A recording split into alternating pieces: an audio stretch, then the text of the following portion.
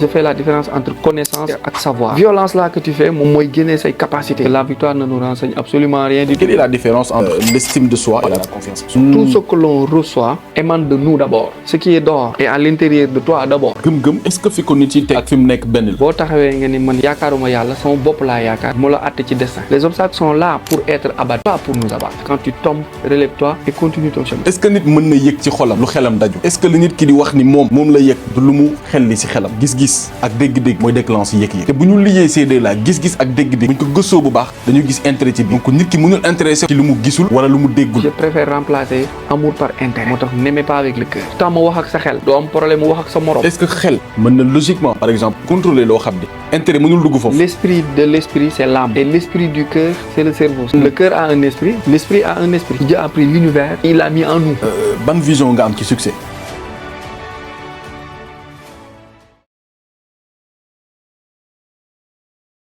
Arona ñu ngi leen nuyu di la dalal jàmm ci spécial motivation. Sëñ Fallou maa ngi lay fay. maa ngi lay nuyu maa ngi lay ziar. macha allah maa ngi lay jox sa wàccuwaay. maa ngi loolu jàkkaarloo kii. waaw man tamit aussi idem. macha allah di ko partager ak yow. macha allah ñu ñaan yàlla lépp lu ñu fi waxtaanee mu nekk luy jëriñ ñin di seetaan. mu nekk bon. je dirais l'une des meilleures émissions yi nga xamante ni ça parle pure motivation. ba kenn ku nekk waaw jàngee ci lu bari jëlee ci lu bari. bon est-ce que mën nga par exemple présenter wu pour ñi nga xam ne amaana xamuñu la. maa ngi nekk ab jàngalekat maa ngi wuyoo ci turu Arona Niang wala Maguette parce que xam nga rek sunu maam yi bu ñu leen tuddee. bu la tuddee sa maam day nekk ay Maguette wala ay. Arona Maguette Niang. maa ngi jàngale histoire ak géographie mais maa ngi def lépp lu jëm ci consultance. ci géopolitique géostratégie relations internationales diplomatie. maa ngi def aussi formation en formateur en développement personnel coaching en développement personnel motivation et autres donc ci yenn hub yi ak incubation yeeg yenn centre de formation yi yenn mouvement de masse yi association yeeg ak yenn institut et école privée yi nekk fii ci Sénégal Dakar. d'accord waaw alors am na benn question jiite association bu tudd jeunesse éveillée. ok jeunesse éveillée. waaw jeunesse éveillée ñi ngi suñu 8e année décembre lay am 9 ans. ah ouais. ñi ngi Pikine ñi ngi def lépp lu nga xamante ni sensibilisation la civisme citoyenneté. lépp formation yi jëm ci wàllum motivation développement personnel. renforcement de capacité. ok waaw. très important Arona am na benn question boo xam ne dama koy poser souvent samay invité. Pourquoi vous faites ce que vous faites aujourd'hui? Bon, moi je le fais parce que j'ai senti que j'ai le droit de le faire et c'est une obligation de le faire. Que je me suis dit que Dieu m'a donné une mission et donc certainement il me donnera les moyens. Maintenant la mission c'est d'éveiller, c'est pousser les gens à sortir de leur ignorance profonde. Je suis réclamé comme quelqu'un qui éveille.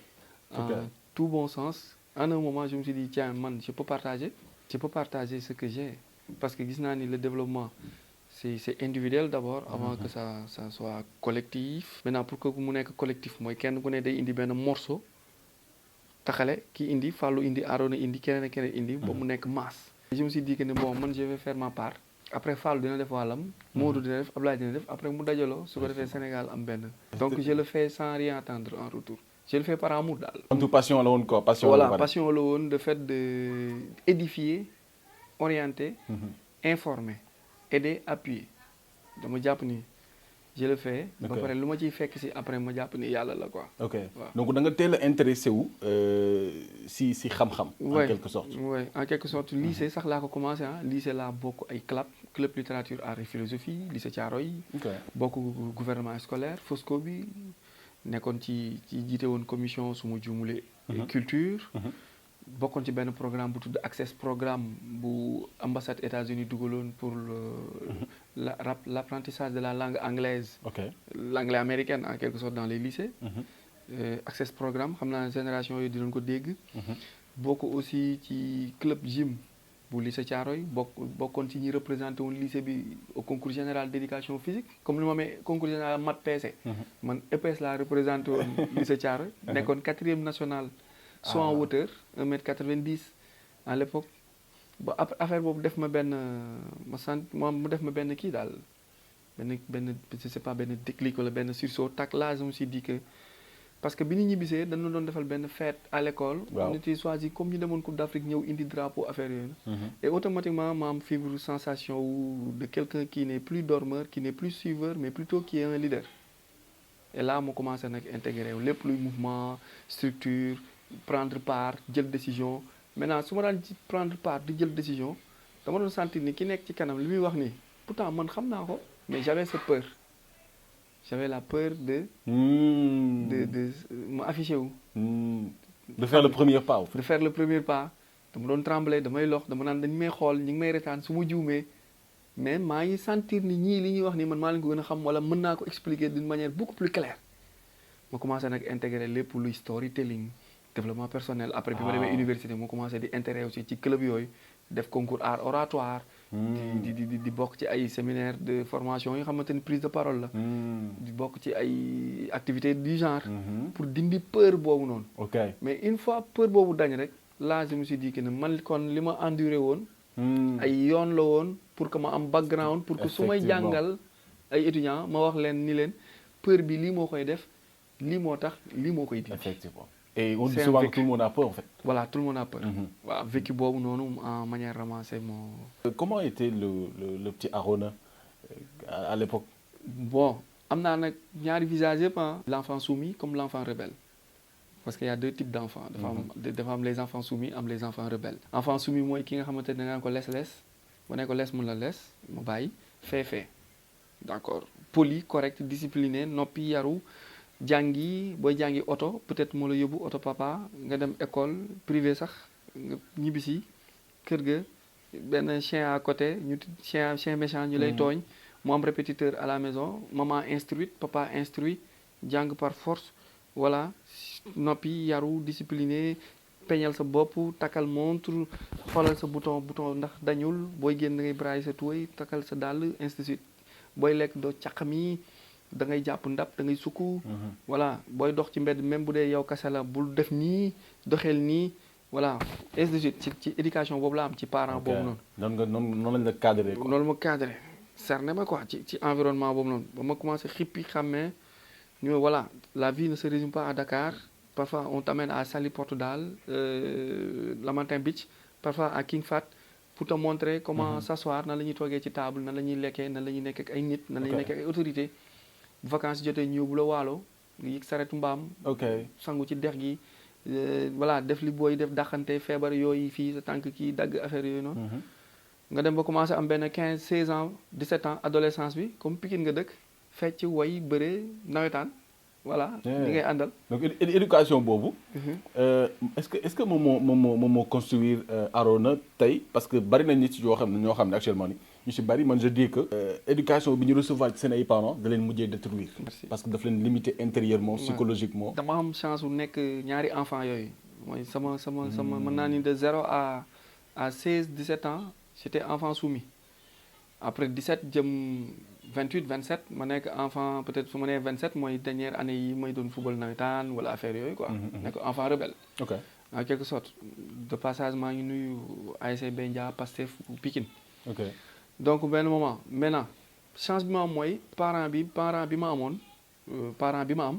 yàlla yàlla yokk ay fanam moom dafa amoon chance u amoon ay parents yu am fu nu jaar yu ko yar donc moom dafa yebbeeku sama kaw yëbb quoi dafa yebbeeku yëbb sama kaw dafa xelleeku sama kaw en quelque sorte wala sotti xam ko voilà ma nekk fils aîné donc il en profite mu def ma modèle bi nga xamante ni après man maay doon le socle de la famille quoi de mes jeunes frères et jeunes sœurs parce que ci dooleem laa juddu ci xalaatam ci jotam laa juddu donc man maay am répression maay am éducation maay am formation bi gën a sévère pour que ñeneen ñi bu ñu ñëwee ñu mën a appuyer ci man mais aussi éducation bu sévère boobu mooy tax man ma constituer benn mur bu nga xamante ni tey mën naa supporter kër gi mën naa supporter mes jeunes frères tey coow wala vent wala wax ju ñaaw wala saaga mënuma perturber te xam nga pour nga nekk un bon quelqu'un coach en développement personnel il faut nga am background bu dëgër boobu noonu d'abord ba pare avant livre yeeg documents yi di lire di ñëw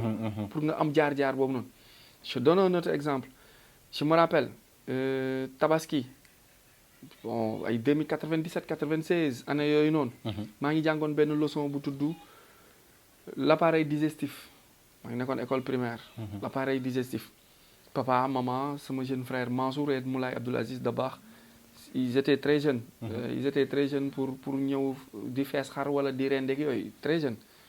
Ils étaient à côté donc égorger le mouton man maa doon jàppale papa pour mu fees ko. ok mais 3 jours avant dernière leçon bi ma mujjee réciter c'était sur l'appareil digestif. ma jàngoon oesophage estomac diaphragme intestin grêle bile foie poumon gros intestin rectum ainsi de suite. mu fees xar bi Fallou mu fees xar bi ni ma naa réciter waat l'appareil digestif bi ma jàngoon sama papa mi ngi may seetaan mun ma naa réciter waat sama leçon bi ma doon jàng bërki dem sur l'appareil digestif ma réciter waat leçon bi mun ma taxawal lii mooy oesophage mun ma xar mi dafa def 4 pattes def nii yow nga def nii mais li nga doon jàng ci kaye te xamoo ko mi ngi nii mun ma lii mooy oesophage lii mooy poumon bi lii mooy diaphragme lii mooy estomac lii mooy gros intestin lii mooy intestin grêle lii mooy rectum bi ainsi de suite. et là tu comprends mieux. ah ci moment yooyu nga gën a comprendre ci moment boobu mooy dans le tas jour tabaski ngeen di fees xar sa papa naan la réciter sa leçon bi nga jàngoon bërki dem sur l'appareil digestif ma koy réciter mun ma lii ngay jàng mi ngi nii lii mi ngi nii lii mi ngi nii lii mi ngi nii analogiquement man à mon âge tak moom déjà ubbi na samay gët ci lu bari c'est-à-dire apprentissage par pratique approche boobu noonu nii la ñuy planter garab lii mooy racine bi nii nga koy suulee may ko tuuti air bu ko sotti ndox mu bari soo koy roose bu ko jam da koy rey parce que il est fragile day dund dafa yor une âme comme yow donc boo koy roose ko nii ainsi de suite donc man su ma ñëwee classe ñuy jàng la plante man je comprends très vite par rapport ak sama waa classe yi nga xamante ne peut-être ñoom Dakar lañ dëkk mosuñu gis garab xamul ñu jàngal leen ci ay papier au fait dañ leen ko jàngal nii ci papier moom daf may yóbbu vacances ni ma nii ngay def nii lii mooy lii ak lii tak sa xelu xale la day teel a mémoriser teel a capter et vite fait effectivement mu def ci man benn formation boobu noonu plus après ma dem jàngi ji développement personnel motivation ak man peur yi ma amoon obstacle yi nga xam moo ma doon téye moo ma doon bloqué am complexe stade football nawetaan nit ñi bari nga am complexe dox ci mbedd bi nit ñi lay xool nga am complexe jël parole classe nga am complexe taxaw wax ci salle ma boole yooyu noonu yëpp constitué ko mu nekk nag après benn socle bu nga xamante ni après ci laay mën a taxaw pour mën a am benn mental bi nga xamante ni da ngay mën di esquiver ak di absorber d'accord super tey yaa ngi wax sànq si prise de parole en public peur yi nga amoon et cetera premier jour bi nga jëlee parole en public naka nga dundee expérience boobu 2007 club littérature art et philosophie bu lycée Thiaroye organisé woon maa ngi nuyu de passage monsieur Seck prof anglais la foofu monsieur Sow yal na ko yàlla yërëm madame Sarr ñoo constitué woon corps bi chacun ku bëggoon bokk da ngay bokk ku ñëwoon bind indi sa poème ñii ils ont écrit sur maman ñii amour ñii papa moi j'avais maamoon l'appui de mon oncle Amadou Diop professeur chimie analytique bu pavillon pharmacie Cheikh Anta Diop de Dakar m'avait aidé à écrire sur Senghor boobu fekkoon na Senghor bi mu décédé amoon na ay 5-7 ans yooyu noonu quoi ñu ngi woon toujours ci kii bi ba pare comme on parlait de littérature club affaire nangam sangam ma ni sama poème bi su ma ko ñemee su ma demee je vais prendre le premier prix effectivement maa jël premier prix bi mais j'ai tremblé comme pas possible la salle énormément dan ma doon reetaan chahuté mbalak way ma triste découragé complètement mais à ma grande surprise amoon na foofu ay élèves terminale amoon na ay élèves yu ma rawoon yu nekkoon ci classe terminale yeeg première yi nga xamante ni ñooy loolu mais bon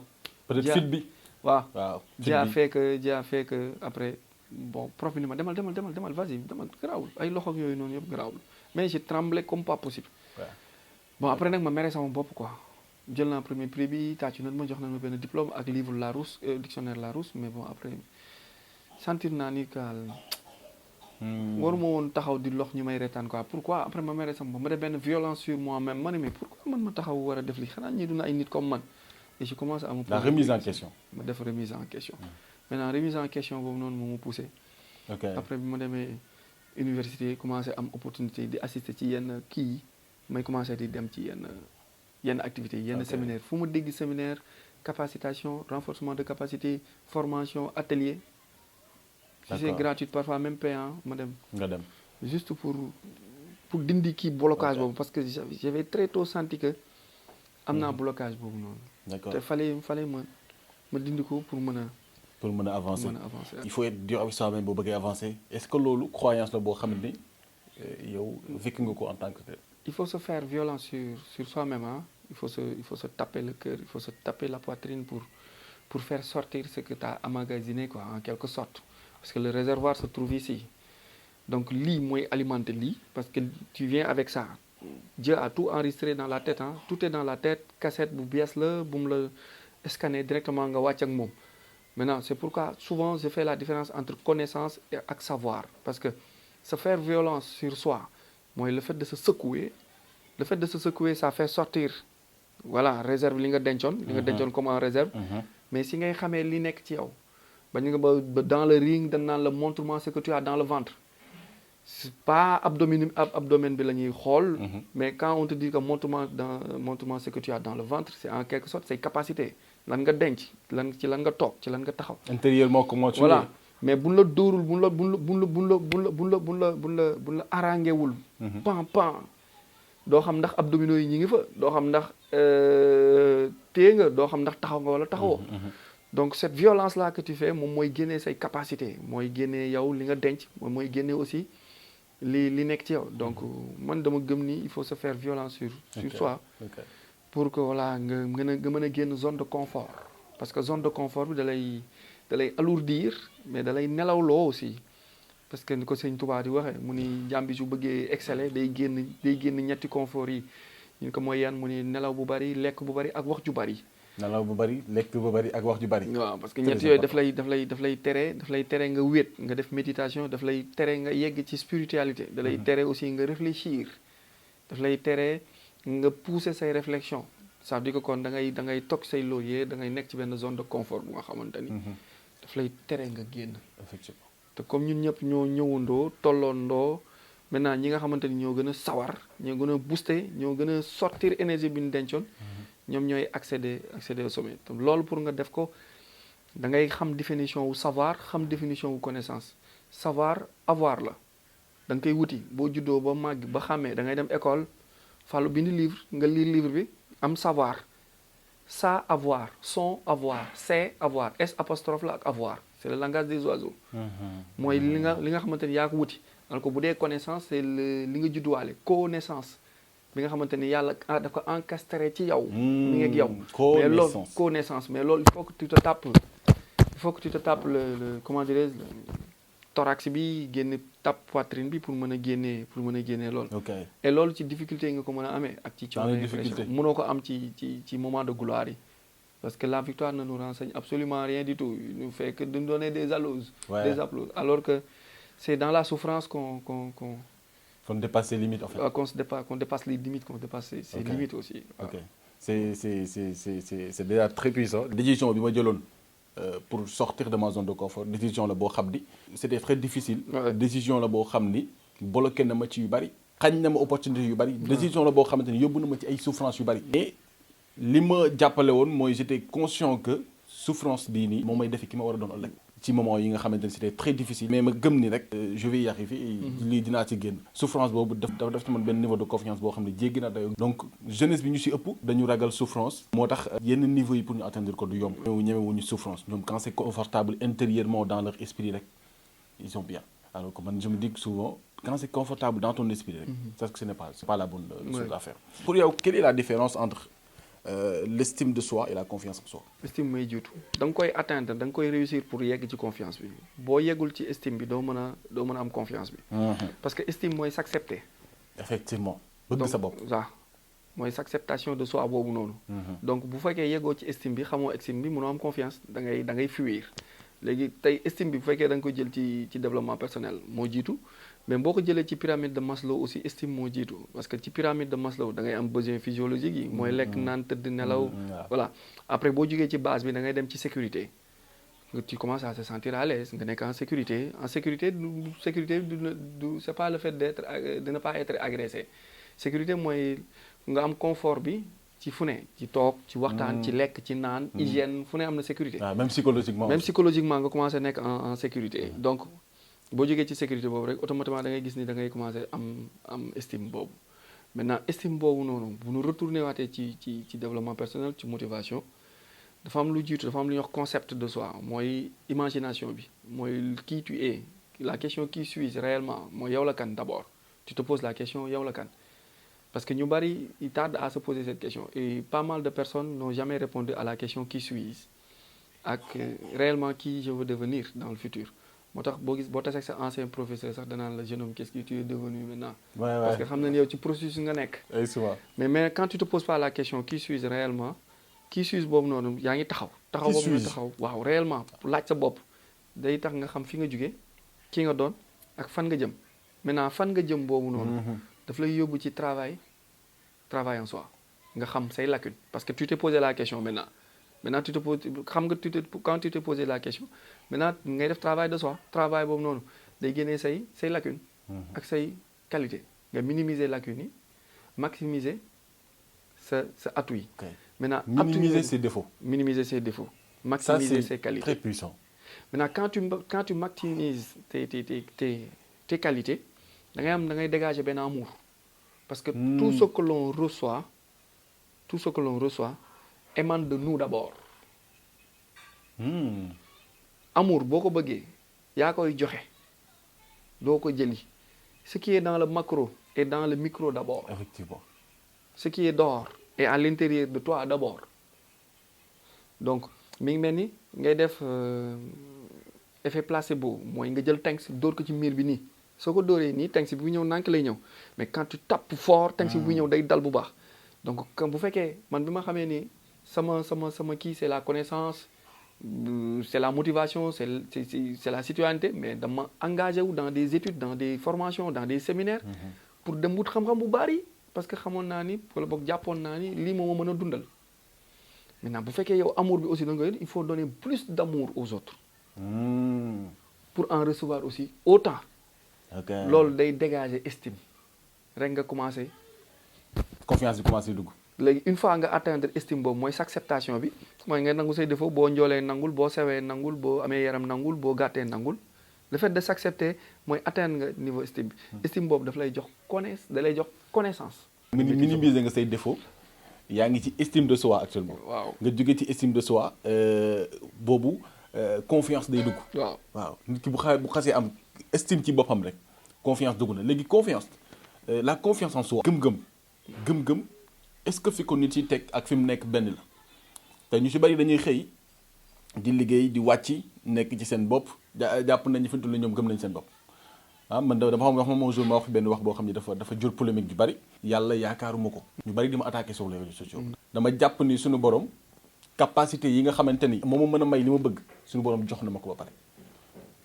dama gëm ni suñu borom fenn rek laa ko war a yaakaaree muy ak njéggal tant que suñu borom mi ngi may wér di ma bàyyi ak sama xel lépp lu ma bëgg ci kaw suuf man dama jàpp ni war naa ko mën a am. ñu bari ne ma yàlla yaakaaruma ko daal ñu bari mënuñu ko dégg. par exemple léegi niveau de confiance boobu noonu ma doon waxee. man dama ci découvrir ni jeunesse bu ñu si bari yegguñu ci yenn niveau de confiance yi bokk na ci leen di bloqué. fekkoon ñoom comprendre na la différence qui existe entre destin ak destinée bon du la weddi peut-être man mi yàlla dimbali ma xam différence entre connaissance savoir.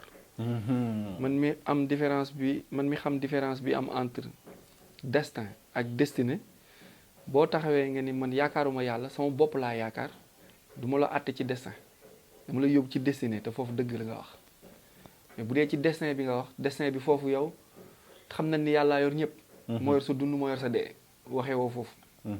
mais bu dee fa nga koy waxee sa destinée mooy libre arbitre bi la yàlla bàyyee. mooy moment bi nga xamante ni yàlla bàyyee na la ko yow pour nga xam lu baax di def lu baax di wax lu baax di sàkku xam-xam mais aussi di jug di dox. ci lu baax ak di dox pour yow nga amal sa bopp yàlla li mu séq ak yow suba si par exemple le matin mooy mu yee la moom moo ni la woon di ko dund mooy sa destin da lay yee. mais quant à jug lal bi dem sangu génn ndekki root sa saak dem ñoom nekk ci kooku yow la ko bàyyee kon donc yow foofu nga doon waxee yaa ngi doon waxee ci destinée mais waxee woon ci destin. donc il sera très difficile très compliqué aussi.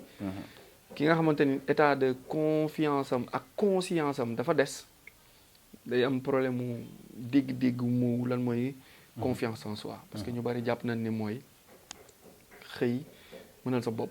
waaw mënal sa bopp. alors que front bi dëgg-dëgg du mënal sa bopp ñaata nit ñoo mënal seen bopp te ils veulent pas s'afficher ils peuvent pas s'afficher. ñooñu ils sont des suiveurs parce qu'il y a 3 catégories de personnes il y a des dormeurs des suiveurs ou des leaders les leaders sont très petits les suiveurs mooy la grande masse là bi ñuy topp mais dormeur bi mooy la grande masse bi nga xamante ni c'est les muettes groupe boobu boo leen yeewee sax tu les déranges. suiveurs yi mooy ñi nga xamante ni bu toppee Fallou waaw lu Fallou def ñu dem. bu Fallou jaaree yi ñu jaani. maintenant ci biir suiveurs yi moom benn groupe bu ndaw bu nga xamante ni il se réclame leader. c'est là qui dirige qui tire les chapeaux. qui oriente le grand groupe. donc pour nga jógee foofu dem foofu noonu ça demande pas nga am benn confort matériel. parce que am na ñoo xamante ni seen confiance en soi ñu ngi koy amee ci yor matériel. oto jabar kër compte bancaire ça fait pas de un homme. dégg nañ fi ay nit yu ay milliardaires yi def des conneries immenses. effectivement. donc du. def ay conneries kay gis nañ fi ay ministres yi def ay conneries. ay hommes d'État yu def ay conneries ay dingueries. donc cette confiance là c'est pas le fait d'être honorable riche connu célèbre wala yor benn confort matériel.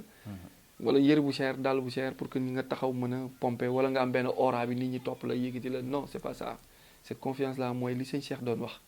mooy nga nekk un challenger. dëgg mooy nga fekk défi bu kenn relevé wul nga relevé ko par exemple nga ñëw seen kër kenn mësul jàng ba am licence ñëpp seen jàng CM2 lay am wala BFM nga nekk la première personne bu indi licence wala bu indi bac seen biir kër loolu défi la parce que fekkoon nga kër gi ñu tegoon ko ci niveau bii nii nga yóbbu ko ci niveau B. du am doole du mën xeex du sañ du am fit bu bon quoi. mais am fitu relevé défi la. kookoo am confiance en soi dëgg nag parce que ko xam na ni budul moom du keneen te moom dong ko mën a indi te ginnaaw moom keneen new fi du am keneen ku ko jox wala ku ko tàllal loxo donc moom dong la. il faut nga am conscience ni man cote la donc barrières yi yëpp je vais les faire dégager parce que les obstacles aussi ne sont pas là pour nous abattre les obstacles sont là pour être abattus pas pour nous abattre quand tu tombes relève-toi et continue ton chemin mais ñooñu bu ñu amul confiance dëgg. plus huées yi insultes yi injures yi problème mu dëkk bi société bi ça marche pas mais tu vas rester bloqué moo tax groupe leader yi tuuti parce que ñu bari dañuy jéem a yegg ils regardent la masse ñu rester waat dans la masse et préfèrent rester dans le sens commun comme tout le monde quand tu dérives tu es considéré comme un con wala un fou quand tu arrives ñu ne pourtant ci ñun la bokk mais diggante dérivé ak arrivé boobu noonu soo amul confiance doo yegg. waaw et la confiance en soi c'est quelque chose avant tout psychologique. waaw te d'abord psychologique c'est affaire de bopp la affaire de mindset la affaire de brain la comme ni nga waxee mais affaire de jaar-jaar la aussi affaire de jaar-jaar dëgg. soo amul yenn jaar-jaar yi doo ko réussir. effectivement soo amul yenn jaar-jaar yi doo ko réussir. effectivement par exemple ma tooñ sama mbokk waalo yi pour que ñenn ñi bañ a mer quoi. su ma jëlee la waalo ak le bawol au Sénégal nga xool seen état d'esprit ak seen niveau de confiance da ngay gis ni bawol bi moo gën a rusé moo ëpp confiance en soi moo ëpp détermination aussi en quelque sorte. mais waalo bi moo ko ëpp peut-être dignité wala fierté mais bawol bi moo ko gën a ñeme coono moo ko gën a ñeme jël risque. ñeme risque waaw ak sañ-sañ. lan moo waral loolu exemple ci seen psychologie boo jëlee psychosociologie ñaari peuple yi ñaari ñooñu noonu. waalo bi mooy ki nga xamante ni yàlla daf ko jox lépp. booy xool sax entre guillemets waalo est plus riche que la Casamance waalo mooy la zone la plus riche du Sénégal en quelque sorte. am na dex am na géej am na suuf am na ndox am na lépp am na septel am na bàyyi ma am na naaj am na suuf arable tout dañ fay bay soble mbay mi dañ fay bay ceeb. dañ fay bay suukar seses. am na xorom am na dëwlin tomate jeeg bu jar. donc booy xool toutes les grandes entreprises en quelque sorte bi alimenter ce peuple yëpp da nga leen di fekk foofu donc waalo bi juddu ci confort boobu noonu mooy ses besoins primaires physiologiques yëpp remplir na ko moom à sa naissance mooy dina lekk dina naan am na fu mu tëdd dina naan meew du xalaat lu bari nga dem Bawol fekk àllu làmbaay bi wow koŋ diggante Bambey Touba di dox naaj bi tàng jër. naaj bi tàng jër ndox amu fa ndox ma ngay naan day dagg say bët ndax day dagg say bëñ ndax chlore bu bari fluor bu bari wow koŋ nga tourné xool gisoo dara yaakaaroo ku dul sëñ Touba te sëñ Touba ci ay waxam rek nga ko yaakaare ak maam Cheikh Ibra léegi lenn rek moo la ci mën a génnee mooy takk sa ndigg dugg Ndakaaru xool ñoo ko jaayante xool noo ko jaayante léegi noo ko jaayante boobu ak takk sa ndigg boobu noonu yow doo tal lekk gu bari ak naan gu bari ak nelaw bu bari yaa ngi liggéey sa xel mi lu bari pour xool noo ci génne moo tax kii lañ gën a daas aiguisé que kii nga xamante ni moo gën a frotté wu avec la réalité mooy violence faite sur soi boobu noonu booy xool bu yegg benn niveau de mindset bi day am benn vécu l'expérience n'est rien d'autre qu'un vécu maintenant ce vécu là moo koy def le chef le leader de demain par rapport ak ki nga xamante ni dafa am confort comme Saalum bi wala am confort comme Waalo bi donc ba ci nit ñi da ngay natt ni ki gën a sonn le plus souvent dal ay obstacle daanu jug répété métti coono répété métti da koy day surpasser ces événements là mooy un pays qui a l'habitude de faire la guerre bokkul ak un pays bi nga xamante ni n'a jamais fait de guerre kooku xam na ni ñuy defee stratégie moo tax un Poutine qui parle à un Macron da koy retaan parce que da ngay xam ni kii moo gën a nekk stratège noonu lay demee un Fallou bi nga xamante ni tund na ko mënut a bokk ak benn jeune homme bu nekk fee ne différence day am. Très important. C'est une masterclass. C'est gratuit nag yéen fi doon nii lii da ngeen ko waroon a am payant. Ouais, dans les pays développés on paye à la salle. mais effectivement mais bon fay pour benn compétence fay pour déglu borom xam-xam loolu problème boobu am nañ ko. xel ak xol. ñu bari dañu jàpp ni xolay bëgg yëg-yëg bi ñuy wax jàpp nañu ni si xol lay jóge ba nit bu bëggee di faral di wax ni dama la bëgg si sama xol est-ce que nit mën na yëg ci xolam lu xelam dajul est-ce que li nit ki di wax ni moom la yëg du lu mu xel li si xelam parce que man dama jàpp ni gis-gis ak dégg-dégg mooy déclenche yëg-yëg bu ñu liggéey ces deux là gis-gis ak dégg-dégg bu ñu ko gëstoo bu baax dañu gis intérêt ci biir donc nit ki mënul intéressé wu ci lu mu gisul wala lu mu déggul maa ngi ko doon wax un jour benn nit mënul la bëgg ba nga jaral ko boppam véritable amour bi ñuy wax fan la nekk véritable amour nekkul ci xol ci ruux la nekk je donne un exemple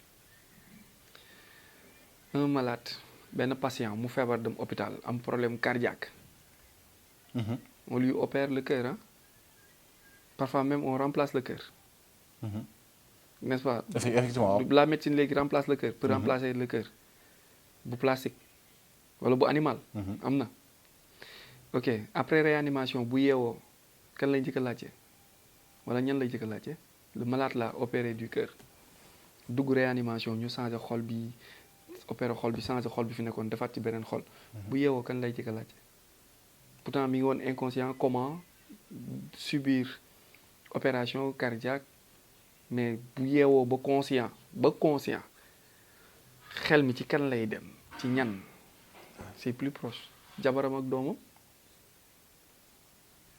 kon est-ce que xol bi bëgg xol bi pourtant du xol bi nekkatu fa waaw xol bi newatu fa foofu moom xol bi newatu fa te pourtant mi ngi continuer di leen bëgg ba tey di am estime ci ñoom di am estime est-ce que da ngay utiliser moo mbëggeel maanaam bëgg dëgg waaw non bëgg dëgg bi la xam nga ñu ngi ci bëgg am na mais bëgg dëgg comme ci nekk bëgg dëgg boobu noonu boobu ruux moo koy def c'est l'âme qui fait ça foofu monde intangible la est-ce que loolu existe na ci diggante jabar ak parfois waaw doom xam nga parfois nga dal ci parfois nga am ko parfois nga tase ak nit gis ko pour toute une première nga am ci moom yëg-yëg bu nga xamante ni tu as la sensation que cette personne là c'est du déjà vécu c'est du déjà vu xam nga toutes les âmes étaient une avant d'être divisées en deux Adam ak Awa pour être divisées en 40 après ainsi de suite ramification yooyu lu tax ñuy wax âme sœur mooy sœuru âme bi sa âme yow bi nga yore sœuram mooy bi mu éclaté wu en deux ci kii la nekk léegi loolu la ñuy wax vrai amour moom la ñuy wër mooy ramification bi éclatement wu âme bi ok moitié bi ne ci yow ci kee la nekk moo tax ñaan kii sama xarit la xarit dëgg mooy boo jëlee guro nga xar ko ci digg bi di nga gis fu trait bi jaar boo ko xaree su ma lay ñaanee benn bi dama la fallu may ma benn xarit bi mooy may ma benn moitié bi parce que benn la woon avant muy nekk ñaar ngàddu guro benn la woon avant muy nekk ñaar chance la parfois nga tombé ci ñooñu nga dox ba taseeg kooku comme jabar comme copine mooy wane yéen ñaar nga am benn fusion bu nga xamante ni parfois bu dañuy ànd sëy am ay doom yi sax da nga naan kii yaa ji la nuru wala papa ji doo xam fan lay nekk bu feebaree mu mel ni keneen ki day feebar. bu décédé quelque temps après gis keneen ki décédé génn. mais yooyu c'est des rares c'est des cas. exceptionnel quoi cas yi nga xamante ni ça existe mais du lu nga xamante ni da nga ciy dal chaque jour. mais yeneen amour yi nga xamante ni moom la ñuy nekk di faral di wax yépp te mooy amour boobu laay wax naan ça n'existe pas bi ma naan l'amour n'existe pas mooy comme sànq bi ma la àttee ci destin ak destinée mën nga wax ci benn partie nit ñi attaqué la alors que ñoom fi ñu la attaqué dafa am fu ñu la déggiwul la ci côté bi mais quand je disais que l'amour n'existe pas waxeewuma bii waxuma interconnexion ak connectivité des âmes boobu noonu. mais maa ngi wax ci sensuel bi ak sens charnel beeg sens bi. gis nit ki bay. gis ko. boobu da nga ko dafa adoré sax bari na mais dafa am lu la poussé si moom foofu je préfère remplacer amour par intérêt parce que intérêt boobu noonu moo la dugal ci nit ki parce que am na loo gis ci moom loo bëgg. waaw nga bëgg ko. moom mu yor ko te yoroo ko moom mu complété la ko donc ànd boobu noonu dafa am looy xaar ci moom. moom aussi bu nee la waaw dafa am lu muy xaar ci yow foofu l'amour n'existe pas y a que des intérêts qui nous lient. parce que loolu fa nekkatul. day jeex. te boo toppee ci matériel boo bëggee nit ci matériel mooy boo bàyyee sa xol diriger la comme on fait l'erreur de dire que le cœur a ses raisons que la raison ignore. Loolu c'est une erreur c'est une aberration en quelque sorte parce que da ngay bàyyi sa xol conduire la à la place nga waroon utiliser sa xel bu fekkee da nga bàyyi ak sa xol mu conduire la nga xool ko ni mu mel ni ko yàlla bindee waaw magnifique nangam sangam kooku je lui dis que na fàttaliku ni yaramu jigéen mook les étapes de la prière ñoo yem étape booy julli ak yaramu jigéen ñoo yem sooy soog a commencé julli da ngay taxaw tout droit tout est au rendez-vous les vis tout est serré tout est bon lépp taxaw na quelque temps après nga rukkoo yaramu jigéen laa lay expliquer bu fekkee da nga ko toppee par yaram wala da nga ko toppee matériel quelque temps après day sëgg après fan la jëm bu jigee ci étape bi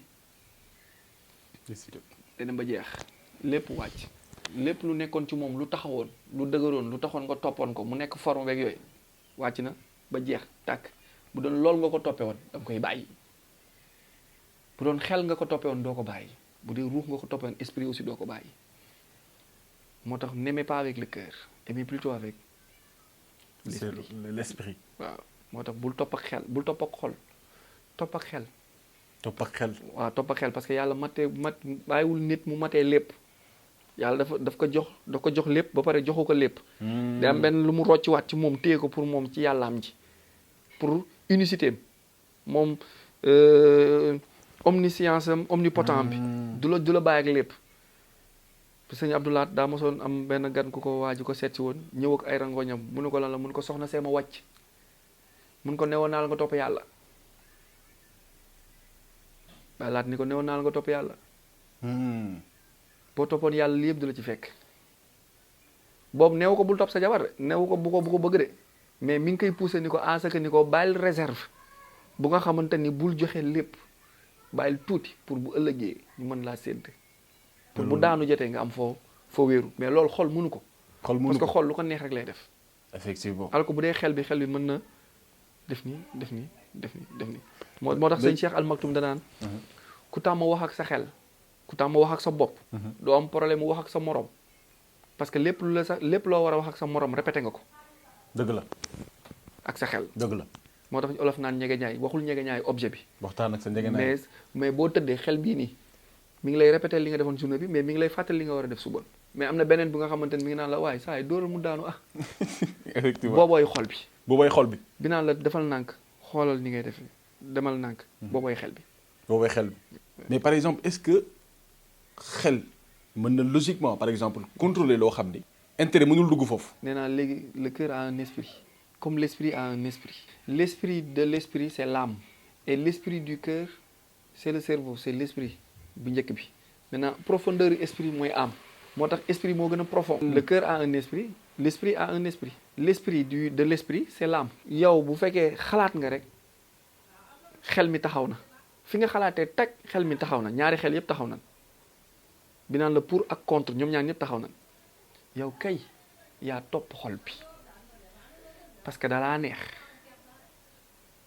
mënoo am retenu parce que mel na nu nga xamante ni mënoo ko mucc xol bi ni la demal boobu Iblis taxaw làqatu ci ginnaaw ni la noonu la demal muy buuxante bee ni la defal ndànk baa du jinne baa feebarul wala baa liiwul baa melul nii baa jikko ji baax na baa nekk na jigéen bu baax mi ngi lay posé la ay question mais xol bi mi ngi naan la waaye demal kii di mel ni di nga ko gis di ko fi bàyyi songal une fois nga pensé ko rek yaa dul bàyyi xel mais le fait que comme li nga wax nii boo ko xasee ba xalaat rek ñaari cerveau yi taxaw na ñaari xel yi taxaw na pour bi discerner ak bi analyser. ok c'est un peu complexe. ouais c'est un sujet boo xam ne c'est ñu bari dinañ ci réfléchir ñu bari dinañ wax ñu bari duñ jubóo aussi. effectivement c'est un sujet bu nga xamante ni ku nekk sa gis-gis la. ok am na benn étude scientifique boo xam ni bon benn psychologue moo ko mené Bandura dans les années 1960. Il voulait comprendre si regarder quelqu'un pouvait influencer nos comportements sans avoir expérimenté ce que la personne qu'on regarde est en train de faire. Donc du coup, il a conçu une expérience en prenant 2 groupes d'enfants et en les mettant dans une pièce dans laquelle il y avait une poupée gonflable appelée Bobo. Dans le premier groupe, les enfants observaient un adulte entrer dans une pièce et taper la poupée de manière agressive. La frapper, la lance, utilise des gestes violents. Dans le deuxième groupe, les enfants observent un adulte traiter la poupée de manière non agressive, calme. Ensuite, on met ces enfants dans une autre pièce avec la poupée Bobo. Après quelques minutes, à être seuls dans la pièce, les enfants qui ont observé un comportement agressif, ils vont reproduire ce qu'ils ont vu. Ils vont se mettre à donner des coups de pied, la jeter contre le mur. Li ci gën a doy waar mooy xale yooyu yamuñu ci agressivité bi ñu gisoon ci adulte bi kat dañu continuer di inventer yeneen manière yoo xam ni moo gën a agressif. Ñu ci conclure par exemple mooy les actions que nous observons, elles influencent non seulement nos comportements, même sans une expérience directe, mais en plus elles impactent de manière beaucoup plus profonde nos croyances, nos certitudes et nos manières de fonctionner. En gros, le processus d'appropriation, il ne va pas se limiter simplement au comportement physique. Ce qu'on regarde, même inconsciemment, façonne la manière dont on vit et interagit avec le monde. Si, j'ai compris. Moi, gis nga la première définition de la télé, pas définition, je veux dire le premier nom. Les réseaux sociaux, etc. Oui. Ñoom ñii ñëpp, on les appelle des écrans. En fait, c'est des écrans. Quand on joue au football, je suis gardien de but. Bon. Même en réel, hein, je suis gardien de but. Ah ouais. Je suis gardien de but, il y a un coup franc. Coup de pied arrêté à quelques mètres du but. J'appelle mes défenseurs. Et je leur demande de faire quoi? Mes défenseurs, je leur demande de faire quoi? De former quoi? Pour empêcher le ballon d'entrer dans les filets. Je les demande de former quoi? Une barre. Ouais. Comment on appelle ça dans le jargon footballistique? Pour empêcher le tireur de voir. De voir. On lui fait l'autre côté, ouais. On lui fait un écran. On lui fait un écran. Un écran, ouais. Oui, écran la koy def. Donc ça renvoie barrage boobu noonu écran boobu noonu ça renvoie ou avec X barrage. Da koy empêcher de voir réellement. Donc l'objectif du premier jet wala des premiers résultats à partir d'un regard qu'on donne comme ça ne te donne pas la réalité de la chose recherchée. D'où l'intérêt que les lobbies, que les organisations là jouent sur ça. Ils ont tendance à nous mentir dans les écrans, à nous pas dire réellement. Moo tax xam nañ psychologiquement xam nañ ni nit dafa am tendance su capter li mu tàmm gis. jàpp ni mooy dëgg. Moo tax man dans ma géopolitique ñu bari du ma juboo ak ñoom duñ juboo ak man parce que ils disent que je suis soit sioniste wala quelqu'un de dépassé wala malade. Wala quelqu'un qui est là pour. Parce que angle de vision yi ñu tàmm di gis sur France 24 et autres angle de vision yi ñoo bokkul. Quand tu viens leur dire que Hamas est une entité israélienne qui porte la tenue palestinienne, les gens vont te dire mais attends, il est malade ou quoi? Comment depuis 1987 à aujourd'hui on bat pour l'indépendance de la Palestine alors que nous ne sommes pas des Palestiniens? Donc c'est des exemples de faits qui sont là, que ces psychologues-là, ces psychosociologues-là ont compris très tôt sur l'enfant. L'enfant ici, c'est pas en termes d'âge. L'enfant ici, bu dee da nga bees ci benn affaire xale nga ci. mën nga am 25 ans aussi mais xale nga ci parce que da nga cee bees. pour la wanee benn affaire da ngay dem ba mujj gi dañ lay jaay loolu dañ la koy endoctriner dugal ko sa bopp bi. psychologiquement. ba nga jàpp ni noonu la. c'est ça la réalité. moo tax souvent parfois même am na xam pour def ñoom Baudelaire rek ñenn ñi pour définir l'amour dañuy am problème ak ñu bari parce que dañ naan pour définir la beauté dañ naan la beauté ne se trouve pas dans la chose regardée mais plutôt dans l'œil qui regarde cette chose.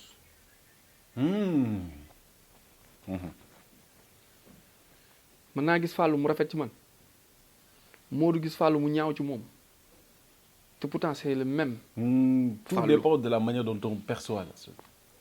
lépp ci yow la. du ci kii du ci biti donc échec.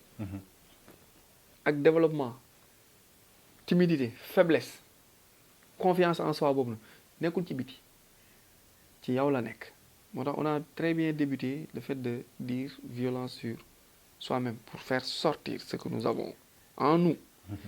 Et nous avons tout en nous parce que nous sommes des magasins. Nous représentons l'univers. Tout ce que Dieu a fait dans le macro, il l'a fait en nous.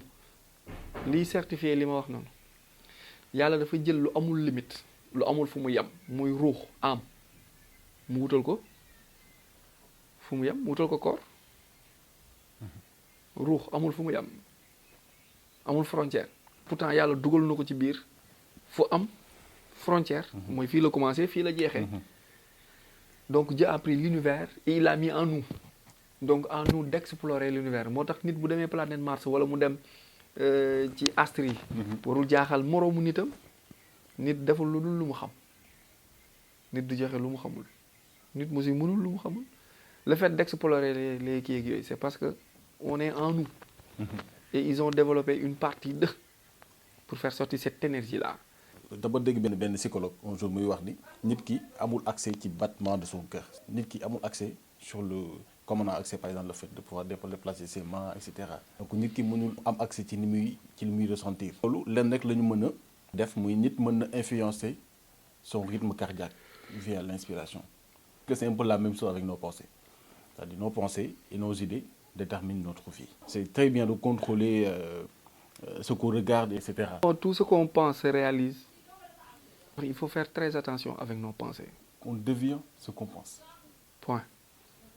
C'est ça la réponse. Ouais, ça c'est la loi de l'attraction. Ouais.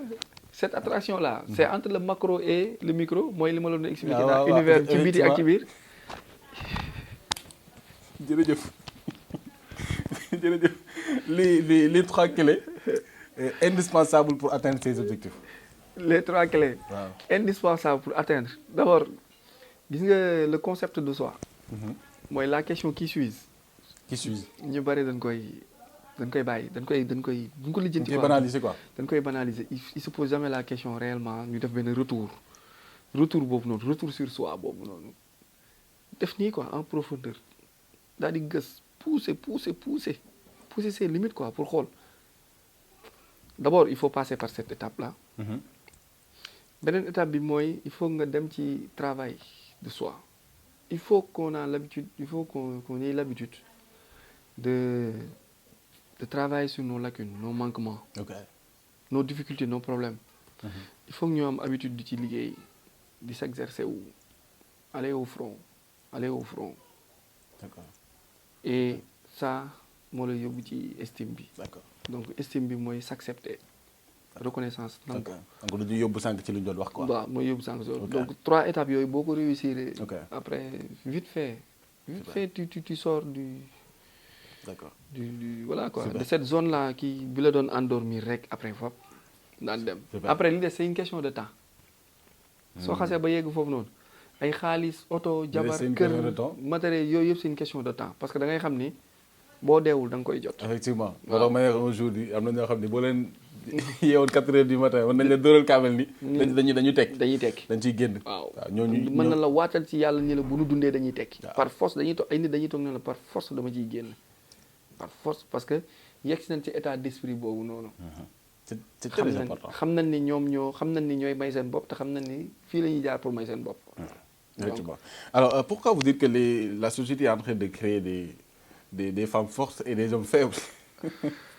Alors on a tendance avoir plus de femmes et de filles responsables maintenant bon bu ñu jëlee exemple ci salle de classe yi ak ci yenn instances yi yenn responsabilité on préfère les femmes j'en profite aussi pour dire élèves yeeg étudiants yi nekk ci institut de formation privé yi góor ñiy def assurance banque finance gestion secrétariat bureautique marketing communication d'une manière générale pas communication digitale ak yooyu noonu ñooñu góor yooyu noonu bis bu ñu demee ci terrain recherche d'emploi on va pas les prendre boo fa tasee ak jigéen lañ koy jox jigéen la ñuy jël jigéen la ñuy préféré ci ay assistance ay orientation comme ni jigéen la ñuy taamu ci par exemple ci yenn kii quoi donc yow ñoo la ëpp chance peut-être ci marché de l'emploi ñoom ñoo la ëpp responsabilité à la maison ñoom ñi ngi def yow loo deful ñi ngi gérer yow loo mënta gérer ñi ngi balee fomp fobere raxas togg dem marché ëmb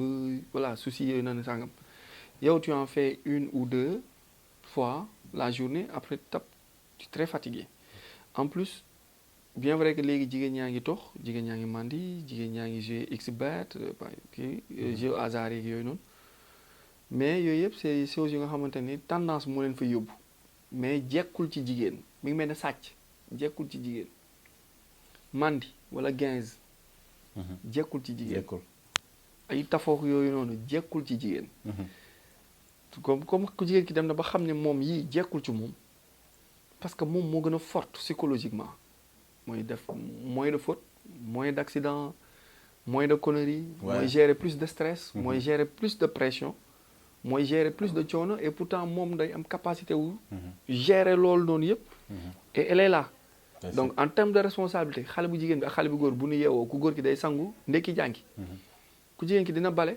fobeere sangu soo ko dem ça veut dire que même à la maison moom moo la responsable nga ñëw classe ngeen tolloo wala mu raw la donc on a tendance à former des femmes plus fortes plus responsables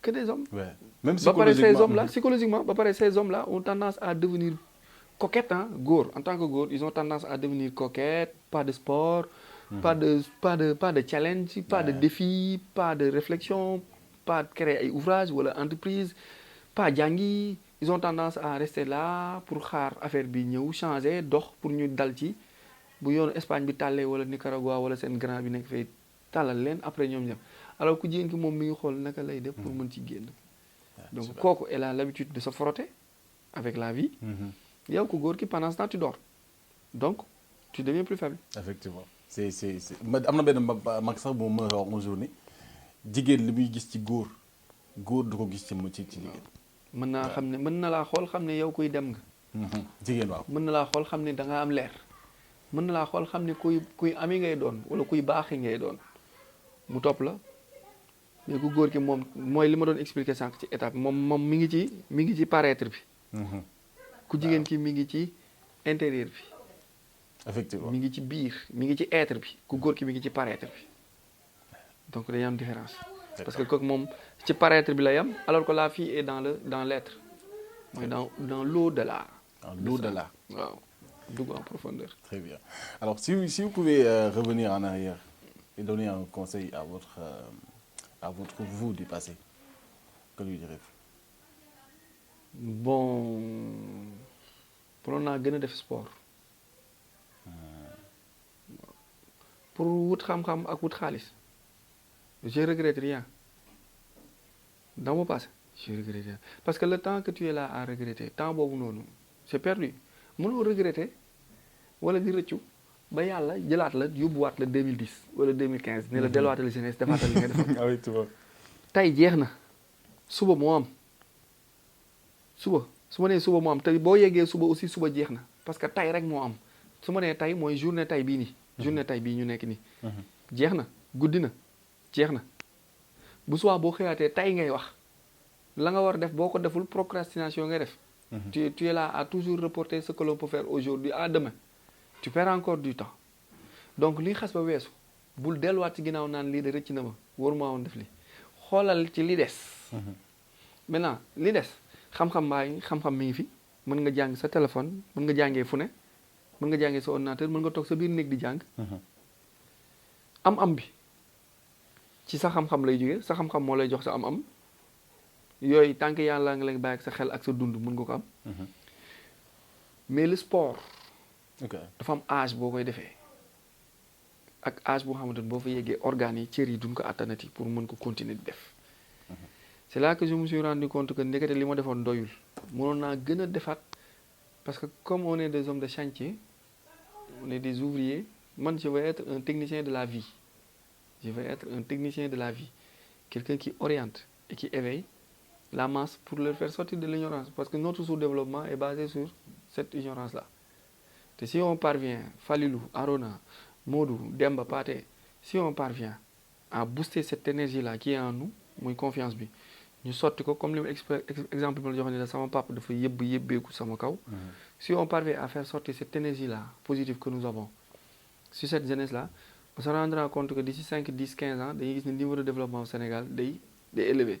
On aura moins de fatigue, moins de peine et on gagnera aussi beaucoup. Parce que xel yi liggéey xel yi buy liggéey ñi xel yi ñu fayeku maintenant loolu dafa am pourcentage bu nga xamante ni sport la nekk moo tax ma ni su ma doon delluwaat ci ginnaaw sport laay gën a defaat pour gën a mën a taxaw gën a mën a wax gën a mën a continuer gën a mën a booster gën a mën a parcourir le Sénégal dem ci jeunesse yi dem ci nit ñi dem ci boy yi dem ci école yi dem ci centre yi pour gën a wér quoi pour gën a wéyal mais loolu kattan moo la koy kattan moo la koy mooy moo tax ma ni bu ma delluwaatoon sport laay gën a defaat mais du jàngiwaat école parce que loolu mën naa jàngaat waaw jàng du wees quoi jàng du wees waaw mais sport bi dafa am âge boo xam boo fa yeggee doo mën a tëb doo mën a tëb waaye yéen nii da ngay jëm bac waaw effectivement ban vision nga am ci succès. c'est complexe parce que ñii dañ koy jëlee nii ñii jëlee ko nii ku ne ak ni nga koy aborder quoi. am na ko nga xamante ni pour moom succès mooy mu nekk ci environnement bu confortable mu fexe ba réussir voilà le matériel. abstrait kooku ils se disent que ni moom yegg si na ci succès bi quoi am na succès am ku nga xamante ni. c'est le dépassement de soi pour atteindre ses limites moom foofu la yóbbu succès am ku nga xamante ni nan ko tudd na am wax coow nan ni ko yow a mu génn ñu ne ko ma nga ne waaw ñu ne te mën a boo gis du moom koo dégg mu naan la mën a du moom doonu ko ci naan kee la moom la am yoo xam ñoom yow boo gis mën a boo gis yow a ko gën yow ko gën waaw donc ñoom dañuy ñëw taxaw noonu kooku succès mu ngi ko yóbbu ci le paraître bi ma doon wax sànq waaw man la ñuy tudd man maay star bi maay artiste bi nii maay footballeur bi wala maay kii bi man maay génn télé nangam sànq ko foofu la yóbbu succès am koo xam succès mi ngi ko yóbbu ci dépassement de soi bi mooy mi ngi xool naka lay defee ay barrières limites yi défis yi challenge yi di am benn confiance ak benn fierté en soi di xam ni moom mi ngi yegg am na leer na ko am koo xam succès mi ngi ko bàyyi ci le matériel affaire yooyu mais bu mu ci mënti am bu la ci benn dépassé bu la ci dépassé rek nga perte parce que dara saxul dara yàggul loo am na keneen ku ko am na ku la ko ëppale fuuf nag dëgg la ba pare gën la ko xam gën la ko mën gën la ba pare gën la modeste moo tax boo bëggee yàlla dolli la da nga ko koy santé bi mooy bul fëgg sa dënn su la joxee neel alhamdulilah incha allah wàcc mu dollil la waaw mais boo ci toppee di ko ndamoo jàpp ni yaa may sa bopp fekk na du yow parce que bu doon yow la sa karaw gi buy poussé di nga ko yëg mosoo toog ba sentir ne sa karaw yi ngi dem mosoo toog ba sentir ne sa weebaa ngi génn mosoo toog ba sentir ne yaa ngi gagné en centimètre bi ngay judd nii nga tolloon léegi yaa ngi toll ni te mosoo sentir fu sa genoux yi étiré wala fu sa kii étiré yow booy lekk da ngay dugal rek sa gémmiñ bàyyi mu dugg ci biir ba tey xamoo kan moo koy wal def oxygène def ko sang def ko ndox def ko déchet ba pare nga ne yow la mosul doon yow wallaahi dëgg la de yow de Amadou lii neex na waaye lu neex du doy am na solo loolu waaye waxtu wi dab nañu laa yaa ngi wax sànq par exemple ci diggante yàlla ak jaamam tey man damay wax souvent ni yàlla suñu borom wax dëgg yàlla fi ma toll nii ñaanatuma wax dara lenn rek yaay continuer di ko ñaan su fekkee mi ngi continuer di ma ko may muy wér gi ak kàttan gi ak mën-mën bi la ca des alhamdulilah rek laay wax ji dox jëm ci li ma bëgg waaw mu nekk lu am solo Arona Niang léegi nag dernière étape bi je vais te donner des images yoo xamante ni ñu ngi choisir images yi benn ngay choisir donc voilà damay commencer ci bii choix bi da nga koy wane. waaw choix bi waaw da nga koy wane waaw. choix bi bon choisir ki sol yére bu bële bi. ki sol yére bu bële bi ah. waaw Diomaye. waaw. d'accord Diomaye pourquoi Diomaye. pourquoi Diomaye parce que moom lañ war a jàppale. moom lañ dénk moom lañ jox suñu yaakaar. ok Diomaye. waaw Diomaye donc moom Diomaye lañ war a jàppale. d'accord beneen du ma ci jël kenn. Sarkozy ak Macron. du ma ci jël kenn. Badou ñoom ñaar benn lañ. benn lañ quoi. waaw ñoom benn lañ. benn la bu éclaté wu en deux moo tax jarul jël. ok ok ñoom ñëpp seen mission mooy yàq la race noire. d'accord. Michelle Obama ak kii Anna la femme d'Ousmane Sonko. Anna laay jël c'est pas que seulement dafa nekk la femme d'Ousmane Sonko. mais non seulement elle est voilée elle est correcte. ba pare jigéen la te man góor laa mais ki si des góor la du jigéen. Michelle Obama góor la. Michelle Obama góor la du jigéen. góor la. waaw waaw loolu maa ngi ko doon dégg nga koy wax de. waaw loolu beneen débat la. damaa bu créer polémique ah. lu muy wax nii. waaw léegi beneen image bi. Les deux hommes les plus puissants. je prends les deux. ah ouais. oui je prends les deux. Si tu devais choisir une personne. Il y aura une très grande différence parce que kii c'est l'ouest kii c'est l'est. benn pièce bi la pile la ak face. ils ont des missions divines ñoom ñaar. ok oui c'est de sauver l'humanité Trump et Poutine. seen mission Poutine mooy le prince de roche. Trump mooy celui qui les a trompés ñoom ñëpp. donc ils sont là pour l'apocalypse que ñu dem ci bonne voie. ok donc kii il gère l'ouest kii il gère l'est mooy ñaari parties yi. donc ils sont là comme benn pièce mu nekk deux faces. Ce sont les sauveurs de l'humanité. Ils ont sauvé le monde du XXIe siècle. donc loolu moo tax nga ni tu prends les deux. waaw je prends les deux. super. bu dee Macron ak Sarkozy moom je les rejette d'office ñoom ñaar ñëpp. ok et entre Thomas Sankara et Ousmane Sonko. bon je prends Sankara. je prends Sankara. je prends Sankara. waaw Sonko bokk naa ci ñi xeex ñi ko fal. mais damay xaar ba mu jeexal. mënaguma ko juger Sankara def na ba jeexal Sonko mi ngi soog a commencé. ok damay bàyyi ba Sonko pare ba 2029 wala ba mu jeexal. 2030 nangam xam. après ma soog leen juger ñoom ñaar mais pour le moment je prends Sankara. super franchement l'émission tire à sa fin kontaan naa trop ci ñëw bi. Arona man moom franchement vous êtes une personne que j'apprécie énormément. moi je me dis même que fan nga nekkoon. ouais fan nga nekkoon en fait parce que man nit yu mel ni yow. dañ leen di war a mettre souvent au devant de la scène. ñuy wax ak ndaw ñi parce que ndaw ñi man je pense que actuellement nii xam-xam lañ soxla. voilà compétence lañ soxla te compétence boobu xam-xam moo leen ko mën a jox. tey aujourd'hui y a énormément de jeunes qui me suivent sur les réseaux. ñu mel ni yéen rek la ñuy suivre. waxtaan bi neex na loolu xam naa ni waxtaan bi moo ñu dab. waaw na tey boo amoon 3 choses rek yoo xam ni. àdduna jàngal na la ko ñu terminé ko ñetti mbir yu fondamental yoo xam ni moom. expérience la boo jàng ci àdduna 3 leçons nga mën na koo baaxee. l'hypocrisie l'indiscipline ak injustice nan leen moytu. l'hypocrisie injustice ak l'indiscipline nan leen moytu. moytu leen. moo nu sonal moo jàpp suñu société bi moo tax mënu gënoo dem développement donc message bi may lancer à toute la jeunesse sénégalaise. nga terminé waale. c'est de leur faire comprendre que dans ce monde il y a que 2 verbes qui existent. J'ai l'habitude de dire ça. Le verbe agir et le verbe subir. Tout ce qu'on fait est soit dans agir ou dans subir. On est là, Fallou et moi, on est là. On est en train d'agir pour ne pas subir demain. On agit pour exister. On agit pour faire agir d'autres. On n'est pas là pour dormir et subir après. Donc agissez. À ne pas subir demain. À ne pas subir demain waaw. merci. merci beaucoup donc waa Pikine ñu ngi leen di nuyu bu baax a baax. seen doom moo toog fii tey di doomu Sénégal nag vraiment di fierté. xam naa moom dinañ defaat leneen ndax kii moom doyaluñ daal waxtaan bi xóot na xóotaay goo xam ne vraiment. j'espère que l'épisode vous a plu.